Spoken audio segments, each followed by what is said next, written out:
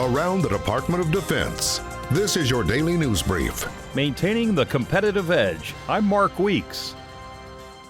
The chairman of the Joint Chiefs of Staff says SpaceCom is supremely important, allowing the United States to retain the high ground in this new world of warfare. Marine Corps General Joe Dunford presided over the presentation of the colors of U.S. Space Command at Peterson Air Force Base, Colorado, and said the competitive advantage the United States enjoyed after the Cold War has eroded. For the last 2 decades, our adversaries have studied us and developed capabilities designed to exploit what they perceive to be our vulnerabilities. That dynamic has been particularly evident in space. Space is key to military command and control, missile warning, navigation, targeting, and overall military capabilities. And the general said that for security's sake, the United States must retain its leadership in the space domain. Space is a contested domain.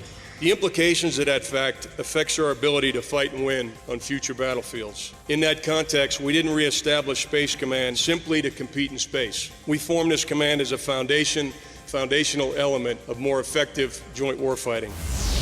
The U.S. Navy and maritime forces from the Association of Southeast Asian Nations successfully completed the first ASEAN U.S. maritime exercise, which included 8 warships and 4 aircraft from 7 countries, and more than 1,000 personnel representing all 10 ASEAN member states and the United States. ASEAN member states and U.S. forces trained together in realistic scenarios, designed to reinforce interoperability in visit, board, search and seizure, maritime domain awareness, division tactics, and maritime asset tracking. The exercise, co-led by the U.S. and Royal Thai Navies, promotes shared commitments to maritime partnerships, security, and stability in Southeast Asia.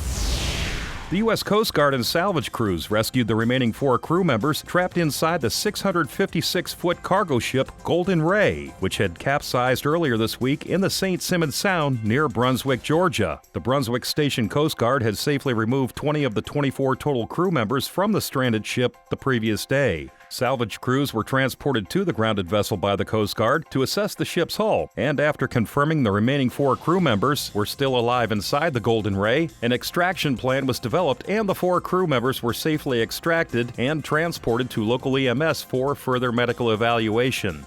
That's your DoD News Brief. I'm Mark Weeks. You can find more stories about your military at defense.gov and by using hashtag KnowYourMil.